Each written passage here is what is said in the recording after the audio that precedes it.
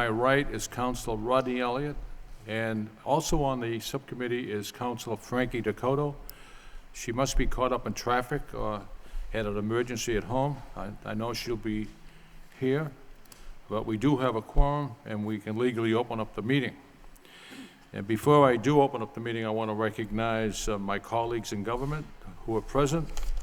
Mayor James Milanazzo, Councilor Rita Mercier, Councilor Joseph Mendonça, Councilor Bill Martin, Councilor Patrick Murphy.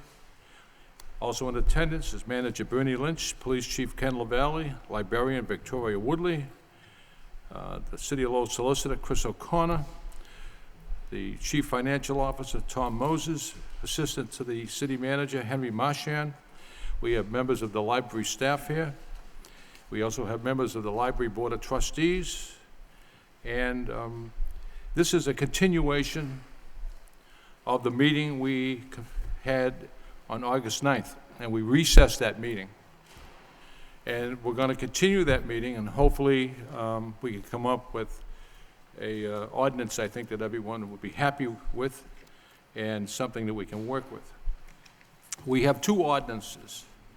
One is a mirror image of the New Bedford ordinance, and the other is an ordinance that was drafted by the city solicitor with varied recommendations and so forth. And matter of fact, that ordinance is thicker than the New Bedford ordinance. And I would like to, Council, would you like to have an open remark or anything? Okay. What I'd like to do is open the meeting with Solicitor O'Connor, and on her, on the ordinance called the New Bedford ordinance, the solicitor indicated, for reasons set forth in the June 24th, 2011 opinion to the City Council, I cannot recommend adoption of this ordinance. And Solicitor, I would just like to have you expound the reasons why, and let the council know and the viewing audience at home know why this would be difficult to endorse. Sure. As just briefly, as set forth in the original opinion given to the council, part of that discussion focused on the fact that in attempting to address this type of an ill or problem, that the measures that any community would take would have to be measured to fix the problem that is trying to be remedied. The concern that I think is raised by the New Bedford ordinance, particularly in light of the federal district court ruling, as well as a lot of dicta, if you will, from the Attorney General's office, as well as a comprehensive look at existing case law as it comes to, as it relates to the importance of libraries in this country, as it relates to the importance of the First Amendment and the need of citizens to be able to get information. The concern has become, and is, that an approach that simply prohibits people, in particular level 3 sex offenders, from accessing a library at all would then prohibit any dissemination of information to a level 3 sex offender. In my opinion, that's something that, given what we have right now by way of existing case law, even the most recent SJC decision, is something that would likely, if not quite probably, be unconstitutional, and that a more measured approach, more narrowly tailored and designed to try to meet the goals that I think the council is trying to address is again, I believe, a better legal approach. Council, any rebuttal or anything on that issue? We now have, would any of my colleagues like to offer their feelings on that New Bedford ordinance? Yes. On just a New Bedford ordinance? How about in general on both of them? Because... Well, no, we're just going to do the New Bedford ordinance, then we'll do the other ordinance too. So, if you want to, at a later point in time during the meeting, you can come forward with that. Now, the solicitor has drafted this ordinance with the recommendations that was brought forth last week. And I read the ordinance, and I see some real teeth in this ordinance. And maybe this ordinance is got teeth in it, maybe because we brought that New Bedford ordinance probably on the table, and we've tried to come up with something that was workable, doable. This ordinance, would anyone challenge this ordinance as far as a violation of their amendment rights, the First, the 14th, or the Constitution of the state of Massachusetts? You're referring to the second Yes. ordinance, the non, okay. It's possible, and it's possible arguments could be made. However, I think that that there'd be a strong case on the part of the city. A couple of things. One, there certainly isn't any precedence out there that indicates that these types of measures cannot be taken. Secondly, another strong argument is that that steps were specifically designed to allow level 3 sex offenders with the same level of information that everyone else has access to, but to do it in a way that presents certain safety measures for the vulnerable members of the public and those utilizing the library facility. So, yes, I think people could challenge it, as they could challenge nearly anything, but there would be some very strong arguments to support the action that the city has taken, and perhaps most importantly, I don't think anybody could take the position that the city was in any way being deliberately indifferent to the rights of others when looking at an ordinance of this nature, limited in scope and narrowly tailored. In this ordinance, it spells it out clearly, and one thing I liked about it is if there was a violation of this ordinance, someone violated this ordinance, a sex offender violated it, they will be banned for life in the library? Correct, that's one possibility. As I indicated, at the hearing and so correct. forth? As I indicated, our Board of Trustees and our library director have afforded people in the past a hearing. This would not be something that they haven't done in the past, but it would be one more tool that they could utilize if the circumstances warranted it. Do my colleagues all have a copy of that before you? I'm going to read the prohibition on C. It shall be unlawful for a level 3 sex offender to violate any of the following provisions regarding the use of the Paula Memorial Library. 1, a level 3 sex offender are prohibited from entering or being present on library grounds during designated scheduled hours. These shall include A, every weekday during the Lowell Public School year from 2 p.m. to 6 p.m. to coincide with student study period. B, every weekday during the Lowell Public School summer vacation from 9 a.m. to 1 p.m. to coincide with summer morning children's activities. C, every Saturday from 9 a.m. to 1 p.m. D, additional time for special children activities as determined by the library staff. The second page. 2, level 3 sex offenders will not be allowed to attend lectures or other special events open to the public and held at the Paula Memorial Library without first notifying the front desk. 3, during the allotted time, level 3 sex offenders are allowed to be at the library. They are required immediately upon entry of the library grounds to check in with the front desk and identify their presence with the front librarian. Under section 3A, all level 3 sex offenders will be issued a restricted library card or the equivalent upon first reporting with the front desk or any such desk identified by subsequent library policy. Level 3 sex offenders will be notified that upon receiving a restricted library card, both their parole board and/or probation officer, if applicable, will be notified of their status. B, all library personnel will be informed of the presence of the sex offender, his name and physical appearance. 4, level 3 sex offenders are strictly prohibited from entering the children's section of the library. 5, level 3 sex offenders are strictly prohibited from engaging in conversation or interacting in any fashion with children. 6, level 3 sex offenders are strictly prohibited from entering the library stacks without first informing library staff at the front desk. 7, all level 3 sex offenders are required to check in with the front desk if they wish to use the bathroom. All level 3 sex offenders are required to check in with the front desk after they use the bathroom. All level 3 sex offenders are required to notify the front desk when they are exiting the library.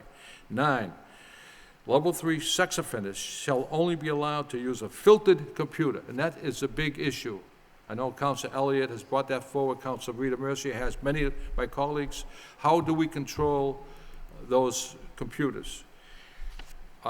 Any person whose name has been removed from the Massachusetts Sex Offender Registry or with the registry of any other state and federal, I'm not going to read that. But it goes on to say that in this ordinance, Madam Solicitor, that if this ordinance is violated after a hearing, that violator could be banned for life from the library. Is that so? Right, that's correct. Okay. Councilor Elliott? Nothing? I have an important question for Chief LaValle. And Chief, under the New Bedford ordinance, where we have numerous safety zones, I know the Lowell Police Department, the men and women of the police department, are out there all the time. Could you describe the effort it would take to enforce that ordinance, or even this ordinance? Well, I think that in a more restricted area like the library, the ability to enforce the ordinance would be enhanced because first of all, employees at the library would have information about who the level 3 sex offenders are, and they could notify the police when one arrives. We also do walkthroughs there. The other parts of the city would be much more challenging, to say the least, and it would have to rely on either people who recognize who the sex offenders are and see them in one of these restricted areas and notify the police, or that the police during their patrols recognize and observe someone who is in violation. I will tell you that there are very few people, registered sex offenders in Lowell, both level 2 and 3, who are not in compliance with the law. I think less than 3% are in violation. So most of those who are required to register with the city, with the police department, have done so. Whether this would have an impact on that, whether they would continue to be amenable to these regulations and would receive a copy of the law that said you must now stay away from these areas, you're prohibited from being there, or whether that would have an impact of having these individuals desire not to register with the city and be in violation so they could have more freedom remains to be seen. It's very difficult to gauge. But I will tell you that certainly from my perspective, a larger venue to enforce would be more difficult for the police department. But that being said, and considering the fact that children are our most valuable assets, we would certainly want to do the best we could with enforcing an ordinance like that. Okay. Thank you. I'll open up the floor now to Council Rita Mercier. You wanted to say something on Well, thank you, Mr. Mayor, Mr. Chairman, sorry, Mr. Chairman. You can call me that anytime. I looked over the two ordinances, and the first one that is mirrored according to New Bedford's ordinance, similar to that, I looked at that, and although I would have supported that, although I have this attitude that I'm fiercely opposed to this type of people, you really can't allow the city to be opened up to a particular lawsuit that they could probably win. And I know that anybody can sue anybody, any town, for any particular reason, and that doesn't mean that they necessarily win, but it would pain me more to know that through our negligence, we left something so vital as a slip-up for them to get through and sue the city and win. So having thought of that, I looked at the other ordinance that seems to be more specific as to what can be done. And when you stop and think of it, what's in place now, which is probably not much compared to what we're doing or you're doing as a subcommittee, far outweighs what's there in place now. So although my first impression would be to have a strict attitude and say, I want the first one, I'm supporting the second one. And it's not to say that I'm soft on crime or criminals with this past type of a record, but I do not want to open this city up to a lawsuit that someone might win at, and I think they probably could, where the second one put in place, they can still sue us, no doubt about it, but at least we're allowing them certain restrictions and not completely banning them. I think that's the difference. And so having weighed both, and I don't want to slight Councilor Elliott, I felt the same way you do. I'm feeling the same way you do, but you have to balance it out and say what's for the best interest of the city, and I have to think about that. And so I would support the second one. Thank I you. would like to recognize my colleague, Councilor Frankie Dakota, who was caught up in traffic, and thank you for being here. I want to say that we're here discussing this issue. We were here 2 weeks ago discussing this issue, and I commend Councilor Elliott for bringing it forward. How do you address it and come up with a ordinance that we can all live with and be kind of comfortable with? That's the issue before us. So I mentioned it to the solicitor at the end of the last meeting. I said, we're going to walk out of here with something, and we are. We're going to come up with something, and I feel strongly that this ordinance could be a role model for every community in the state, because we're not telling the sex offender, you can't come in here. We're telling them you can. But if you violate this ordinance, you're subject to being banned for life. And actually giving them a chance to obey the law, and if they don't, then they have no alternative. With the New Bedford ordinance, we're subject, I think, to a challenge by the courts and the First Amendment, 14th Amendment, the Constitution of the state of Massachusetts, et cetera. So, anyone else like to discuss? Yes, come right to the, please, you have to come to the podium, give us your name and address. Good evening, everybody. My name is Ronald Mason, and I'm very, I don't know what, I'm not going to say what I am very, but this annoys me to the max. As far as I'm concerned, these guys are all Class 2 and Class 3 sexual offenders, according to the judge. The judge sentenced them, and that's what they are on paper, right? So they are what they are. And as far as the judge says, he says that they cannot get in contact with the offended nor their family, and he goes on to say that they cannot be so many yards or whatever it is to where children congregate. As far as I'm concerned, they congregate at the public library. I know the supermarket, and I know the street corner and everything else. I'm not concerned about that. I'm concerned about the public library. As far as I'm concerned, they go across that threshold there in violation of their probation. And as far as I'm concerned, that's due process for arrest. So they have no right to be in my public library. And that's all I know for sure is the judge told them so. It's in writing. Jesus Christ can't override what the judge has to say. It's stamped, it's signed, it's law. Do we get your name, sir? Ronald Mason, sir. Ronald Mason, where you Yes, I live? have driven. You are the mayor, are you? Where? Are you the mayor? No. No, who are you then? As I've been trying to get in touch with the mayor. I've been trying to get in touch with the city Mayor manager. Milanazzo is the mayor. Pardon me? Mayor Milanazzo is the mayor. Oh, then maybe I can give you this. Anything else to say, sir? You're all set? No, I think that's my piece for now. I'm going to come back. I'm going to get this. I already gave the city lawyer. She would basically, she's talking about it. Is there anyone else in the audience that wants to speak? And you must, whatever you speak on, has to be on this subject matter. Good evening, Councilor Caulfield and City Councilors. My name is Diane Cloutier, 120 18th Street in Lowell, and I will make it brief this evening. With all due respect to what I've heard this evening regarding a different ordinance being put forward, there's a couple of things that I think you need to know. Last night I went online and I counted 79 level 3 sex offenders in this city.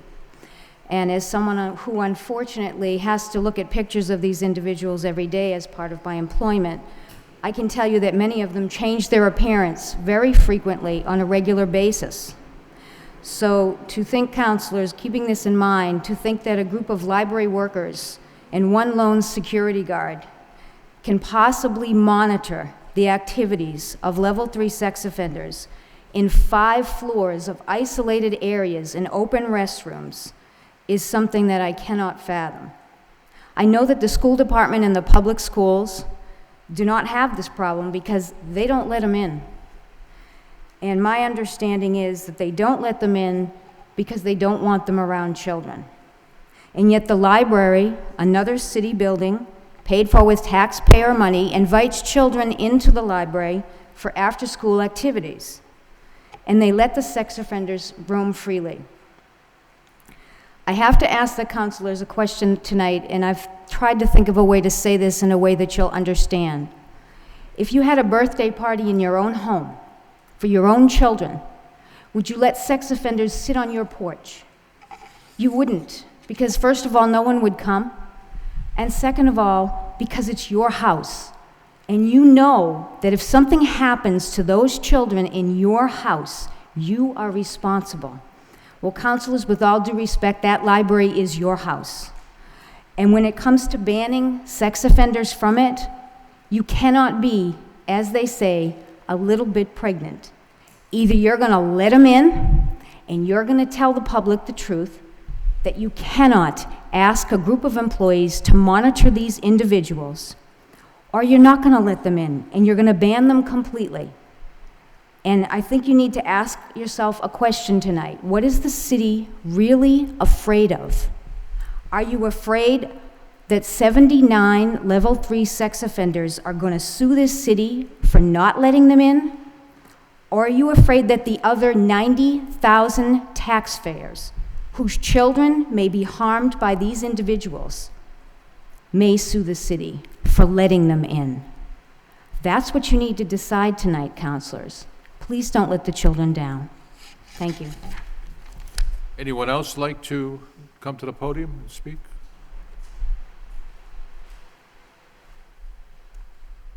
Good evening.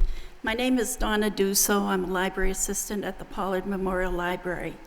I wanted to speak on the use of restricted library cards for level 3 sex offenders. I assume that means that they wouldn't be able to access the internet with those cards. I have an issue with level 3 sex offenders accessing the internet, especially at the library. There's proposed legislation in Massachusetts now that is discussing that would make level 3 sex offenders register not only their home addresses, but their email addresses, their social networking accounts such as Facebook or MySpace, any screen names that they have on blogs they participate in, because what they often do is use these social networking sites like Facebook to lure young people. We've heard it in the news recently in the New Hampshire case where the little girl was missing. They lure these children to them, and it often ends with tragic results. In the library, if they use a home computer, they would be able to be traced back at least to that computer. So if it was in a residence, they would at least have an idea of where to start looking if something did happen. But in the library computers, they would be traced back to the library. But so many people use those same computers that is where the trail would end. And I know people do use their library card to access the internet computers, but not all of them actually, I hate to say, are honest. Sometimes people slip through the cracks and do use false identification to get library cards. And especially with the history of level 3 sex offenders, I wouldn't want to gamble the safety of my children on them telling the truth to access the internet. If we do allow them to use the library computers, it's like giving them free access to our children. And that's what concerns me. Thank you. Thank you. Anyone else like to come to the podium and speak? Councilor Elliott? Oh, I'm sorry. Hi, that's okay. I wasn't going to get up. My name is Chris Macris, and I live on Manchester Street. One exception I took to the hours that you would allow the sex offenders to come in. I believe that morning hours were available to them. It was only from 2 to 5 or something in the afternoon. When I was a young mother, my children are older now, I would very often bring my young children into the library in the morning so they could have, look at all the books and not have free reign. I'd still be near them, but some mothers, maybe they're a little older, they let the kids go around a little bit. But preschool children, I think a lot of them go to the library during the morning. They used to have functions, you did mention that, like Thursday storybook hours. I don't know if they still have that or not, but I would be leery if this thing passed, that you want to look at when young children are very apt to be in the library. Okay, So. thank you. Madam Solicitor? Thanks. I was just going to say that I did have an opportunity to meet with the trustees of the library who are also looking at this issue and would likely, depending on what action the council took, would be enacting supplemental regulations and also quite likely making ultimate suggestions for changes.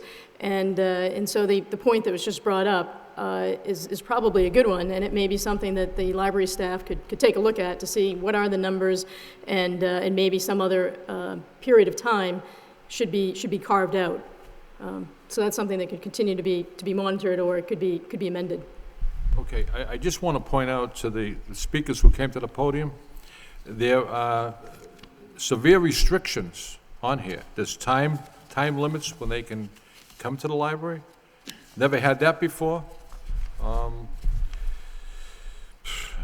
Every weekday during the Lowell Public School year from 2 p.m. to 6 p.m. Every weekday during the Lowell Public School summer vacation from 9 a.m. to 1 p.m. Every Saturday from 9 a.m. to 1 p.m. And I'm going to read the paragraph which indicates the penalties. Under G, it says penalties. And everyone will get a copy of any ordinance that we vote on. Any violation of this ordinance found after a hearing, if one is so requested by a level 3 sex offender, will result in a lifetime ban of use of the Pollard Memorial Library. The Massachusetts Sex Offender Registry Board, the Parole Board, and/or parole officer of the offender will be immediately be informed of the violation. That's pretty strong. That's pretty strong. And, we have nothing now, nothing. So, Councilman Johnson? Just a couple of questions. First of all, even under existing state law, a level 3 sex offender, I believe, is banned from things like the children's section of a library because of where children congregate clause. So we're just in essence mimicking that language by, if we adopt this ordinance, that they not be allowed in the children's section. Now, I have received messages from our website, I think all councils have, to indicate that we should not allow level 3 sex offenders in through the children's door or that side door. So my question is, what area of the library is really this children's section? Most of us think of it as the lower level. However, there's a public meeting room right next to that side entrance that could be interpreted as not part of the children's section. And so people might see people entering that door that they personally recognize as a sex offender and wonder why would they be going into the children's section when they might be going to that meeting room and not through the second set of doors into the actual children's section. So if anyone could elaborate on that, just to clarify, to make sure we understand what this is prohibiting and what it's not prohibiting. Ms. Woodley, could you answer that question? The solicitor? Would you like me to try? Okay. Let me try and answer at least some of that. The ground floor is largely children's. to the right of the entrance, but there is a circulation desk that everybody of all ages uses, and that meeting room that's also right there at the entrance. So you're right, and also that happens to be the only handicapped entrance. And presently, that's the entrance that's open at night. Now, that could be changed. We do have a second entrance. It's not handicapped accessible. We do have another entrance. And if we wanted to make sure that level 3 sex offenders weren't on that floor at all, I think that could be done unless they're handicapped. But if they are coming down there to go to a lecture, let's say we enacted the ordinance with the restrictions, and whatever lecture they wanted to attend, there was not going to be any children present, and we were going to let them come to this lecture. They're still going to get down to that floor to go there. So, we've got some problems one way or the other about completely keeping a level 3 sex offender out of the ground floor. I noticed you mentioned the circulation desk. Is that something that, given time, could be changed so that it could be a well-defined area of children's section that they could not go through, even if they need handicapped accessibility, et cetera? Right. We spoke about the possibility of putting up physical barriers. We'd really have to look into how that could be done construction-wise, yes. As far as the circulation desk, is there any possibility that could be moved out of the lower level? There are two. There is one on the first floor, which is why I said that certainly if we decided to keep that entrance open at night, they can take care of all their business up there. The only thing they wouldn't be able to do would be that if they have some item on hold, somebody would have to go and get it from the ground floor and bring it up, but it could be worked around. Okay. So, just so people know that even if we adopt this, there might still be instances where they might recognize someone going in that side entrance. That doesn't mean that we're letting them go into the children's section. There could be other reasons that they're using that entrance. Obviously, if it's handicapped accessibility, that'll be obvious to the observer, but it might be going to the meeting room or at this time that circulation desk. I just wanted to flag that. I also wanted to comment on the enforcement part of this, which is regardless of whether we have an outright ban or limit accessibility to certain times, our frontline enforcers of this are going to be the library staff. So recognizing these registered offenders when they're given the lists is going to be the same task either way. In one case, they have to recognize them, immediately call the police if it's an outright ban, or in the other case, if it's just the wrong time or they're in the wrong place, they still have to be recognized by the same staff and still have to take action of calling either the police or other appropriate people. So, as far as that task is concerned, I think it's the same either way. I can see myself supporting our library restrictions as proposed in this ordinance. I was leery of supporting an outright ban because it does open up the city to greater liability of lawsuits. And I'm sure it wouldn't be the general public. Obviously, it would be someone representing a sex offender that would bring a lawsuit. Otherwise, we wouldn't have to fear it as much. I think the key is to let them know we don't expect them there, have the proper postings, and as this ordinance requires, the police would be sending out copies of this to everyone that's registered so that they would know. Of course, that still leaves us with those that have decided not to register, trying to circumvent the law, illegally, of course, but either way, I think the word will get out as to what the restrictions are. And we just need to keep them away from that children's section while allowing them access to some of the information that some will say they're constitutionally entitled to. Thank you. Thank you, Councilor. And Councilor, you brought out a good point. No matter what ordinance you have, the onus is on the library staff. You understand that, Ms. Woodley? That the library staff has to be very vigilant, no matter what ordinance we have, to make it work. So that's a good point. Absolutely. Solicitor? It is a good point, but one of the things I think to keep in mind is that what the ordinance does that didn't exist before is that the burden really was on library staff under our current practices to identify. Here, working with the police department as well as the state registry board, the onus is going to be really on the sex offender to come forward and to identify themselves. Now granted, some may not, and the library staff, I'm sure, knowing what they do, would continue to do the same things that they've done in the past. But what might be very helpful here is that it's really putting the burden on sex offenders to come forward. They'll be given a copy of their responsibilities, and if they don't meet those responsibilities, and this was something that the Board of Trustees talked about, they would look seriously into why someone hasn't identified themselves. They also came up with what I thought was a very good method, and that is coming up with, as far as the restricted card, doing it electronically. And that would be something that might be available to other libraries in the consortium, putting other people on notice that when somebody goes to use that card, of their current status. So some of those changes are significant, I think, even though they might not jump out at us on the page.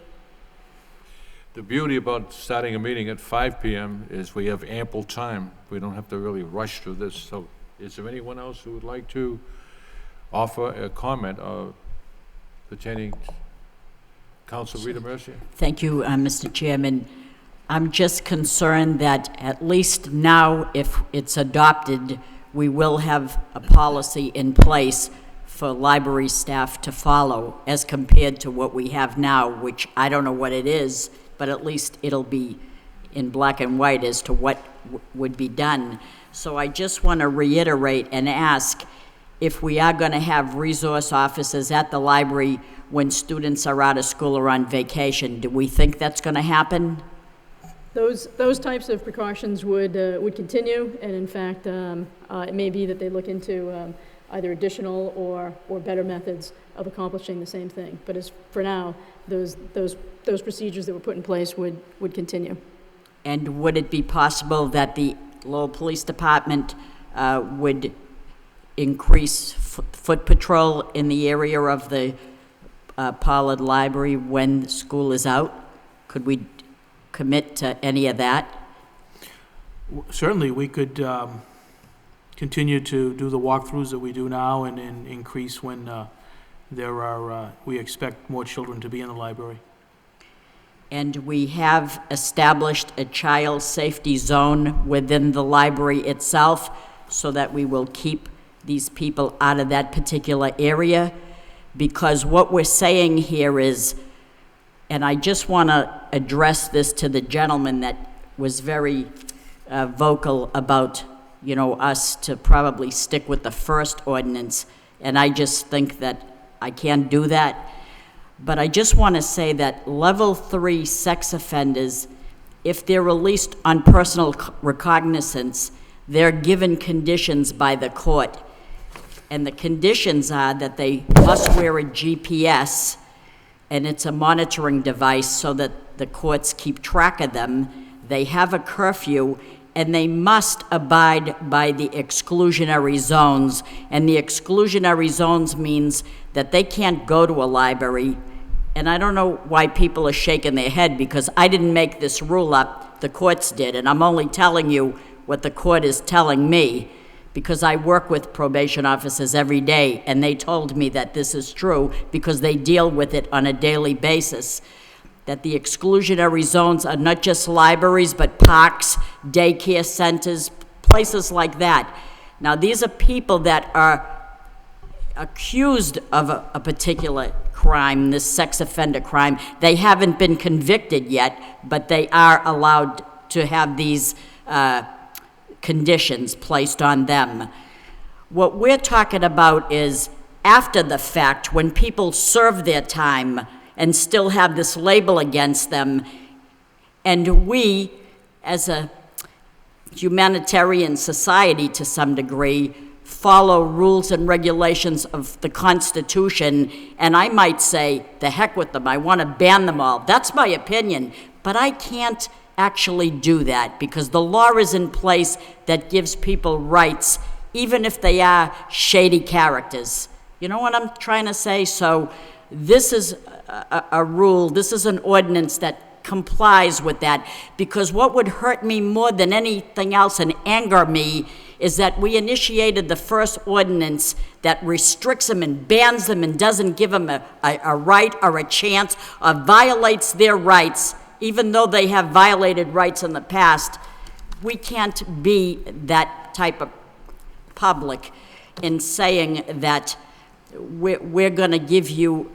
But what angered me is if we put the first ordinance in place that banned them, and they sued us, and they won and got our money. That would anger me more than anything else. So that's why I'm sticking with the second one. And let me just give you the difference. If I had a birthday party at my house, I would ban a sexual predator. Absolutely, I would do that. But that's my private home. This library is not just mine, it's a public building, a public facility, so therein lies the difference. So having said that, I'll relinquish the time to somebody else. Councilor Elliott? Thank you, Mr. Chair. Thank you, Councilor Caulfield, Councilor Mercia, for your compliments. I brought this forward many months ago because it came to my attention, came to our attention that there was an issue, there was a problem at the library. I still think that we should adopt the strictest ordinance, that being a child safety zone, as the city of New Bedford did. It hasn't been challenged. I don't know if it will be challenged, but that really is, of course it's a concern, but it's been said numerous times, anything can be challenged at any point in time, whether it's the ordinance that was been proposed by the city solicitor, the New Bedford ordinance. What I do know is that level 3 sex offenders visiting or patronizing libraries, not only in Massachusetts or in Lowell or in New Bedford, but across the country is a problem and is a concern. I don't think that we should be concerned, well, of course we should be concerned with lawsuits, but apparently the city of Albuquerque, New Mexico, wasn't concerned because they put in a outright ban. It's being challenged, but in the meantime, the children and the vulnerable people in that community are protected. The city of New Bedford took a little bit of, learned a little bit apparently from the ban, and they approached it from a different perspective. And what's interesting is we talk about penalties if some of these violations are not met, or if these level 3 sex offenders violate them, then they will be banned. That's what the ultimate goal is to begin with. We want to meet the goal. We don't want them in the library. I'll support anything to get a ban, to get restrictions in place now, because as far as I'm concerned, these level 3 sex offenders, who the police have a difficult time tracking, many or some of them don't register. They register as homeless. It's a problem. We don't need to have one instance of this taking place. Having the library staff trying to identify sex offenders that come in, they register, they don't register. There are 753,000 level sex offenders in the country. There's 11,000 in Massachusetts. There's 2,900 in Maine. There's 2,400 in New Hampshire. I mean, in a small geographic area, there's 5,000 in Connecticut. It's a major problem, and I will continue to support putting in the strictest measure to protect the kids in the city. These people are not good people. They have been in jail. They are repeat offenders. They have been designated as repeat offenders. And I don't know why we are not putting the strictest ordinance in place. They don't belong in the library. They're not going there to do research. We know that they're already on the, We do know that there's a problem with pornography in the computers. I'm torn because we're going to adopt a version that I think has many loopholes. It puts the onus, you're right, I agree with you, Madam Solicitor. The onus is on the sex offender. It shouldn't be on the library. But I think we all know that if they're not registering, they're certainly not going to go check in. They're certainly not going to get a library card. And I think that's where there's a significant weakness in this. But that being said, I understand the concern. I understand where the votes are going on this. I think it's still. I still think that the New Bedford ordinance has much more teeth, provides the protection that the kids need, and sometimes I even wonder, can level 3 sex offenders go to the library, considering how close the proximity is to this high school? There is a limit where they're not allowed to go, but I suppose that's a discussion for another time. So, thank you, Mr. Chair. Thank you. We'd probably like to wrap this meeting up by, say, 6:15. And I just want to read a quote, rather, from the New Bedford mayor. I know Scott Lang very well. He's a super nice guy. And I just want to read a quote that he has in here, and everyone has this information. In presenting this to members of the New Bedford City Council, its mayor noted that the ordinance I have submitted to you does not go as far as other communities have by restricting the residence of sex offenders, and explained that he believes such broad residency restrictions make the monitoring of sex offenders more difficult, become a huge drain on law enforcement, and have not been demonstrated as having the desired protective effect. So the ordinance that New Bedford has is a huge drain, if they enforce it, on the law enforcement and other services that law enforcement offers.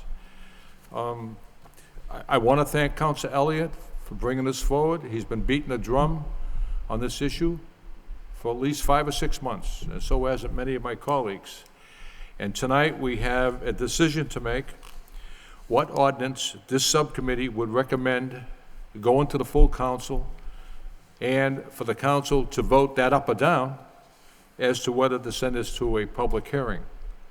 So I would entertain a motion at this point in time that this subcommittee would recommend we send the ordinance that the solicitor has drafted to the council tonight for a vote, whether this should go to a public hearing or not.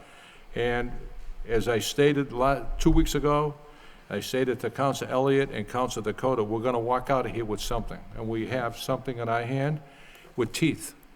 And I think there's many communities probably going to look at this ordinance and use it as a role model, because it does not violate, as far as I can see, the solicitor agrees, any amendments, but it gives strict warnings. If you don't adhere to this ordinance, you won't be coming back here. And it's, once again, it's going to be up to the staff of the library. The onus is on them to enforce that. So I'm presenting a request, Councilor Dakota. Thank you very much, Mr. Caulfield, Councilor Caulfield. And I want to commend you, Councilor Elliott, also for bringing this forward and continuing to talk about this important issue. Thank you, Madam Solicitor, for the work you've done. I am in support of the Lowell Library Child Safety Ordinance, but I do have a question for you, Ms. Woodley, if you wouldn't mind. We've talked a lot about enforcement. Do you believe, and this is not necessarily going to be an attack on the library, but do you believe, under the circumstances that we've had other issues in the library, that you will be able to enforce this, train your staff, and enforce this in the most appropriate way? I think we can, but it's going to require not only the library to come up with a policy that puts all these pieces of this ordinance into effect, but a procedure for the various things. It's not always easy to come up with the right procedure to make things work for us, but we've talked about it, and I think I have some good ideas on how we can do it. But again, I see this ordinance, if it's passed, as being a way to make the staff aware of who is in the library. And it's not going to be perfect. Nothing ever is, as far as could something happen anyway, but at least this is a way of knowing where these individuals are in the library at any given time. What are they doing? Are they in areas that are not, supervised by staff? Thank you. And just as a follow-up, you believe that you have the support from the city and from your board to create these procedures that are enforceable? Yes, because we've already met with the Board of Trustees, and they will work with me to come up with a policy, and I will implement it with more specific procedures, nuts and bolts, for making it work. Okay. Sorry. So I would like to make the motion to send this to the full council, the particular proposed ordinance, library child safety, and Ms. Woodley would like to hear from you in the future if this passes about how this procedure is going to take place. Absolutely. Thank you. Do we have a second? Second, roll call. Councilor Caulfield, Yes. Councilor Dakota, Yes. Councilor Elliott, Yes. 3 yeas. Before no we action. adjourn, Council Dakota come up with a good point, and I'd like to dwell on it. Mr. Manager, if this goes to a public hearing, the council decides to send this to a public hearing, and it passes, it becomes law. I think what the library could use, once this ordinance goes into effect, some additional help, if you can free up a few people to go over there and more or less oversee it for the first week and make sure that the I is dotted, the T is crossed, and try to get this thing rolling on a good note, a positive note. Absolutely. And to the members of the trustees, thank you for your attendance, and the library staff. Nothing in this world is perfect, nothing. But I do know one thing. It can be perfect if everyone starts working together and making the Paula Memorial Library a place where people can go, read a book, get information, get a book, or get some education. We have to do that in order to make that building function. And I noticed tonight, some people were shaking their heads, they're not in total agreement. You know what? That's reality. We're working our butts off up here to try to come up with something that we can all hang our hat on, and I think we have. It'd be very easy for us to say, we're not going to do anything. But we've come to the table, we sat down, and we discussed this at length. So I would like to see everyone bury the hatchet, get back to work, and once this ordinance goes into effect, work together. I'll entertain a motion to adjourn.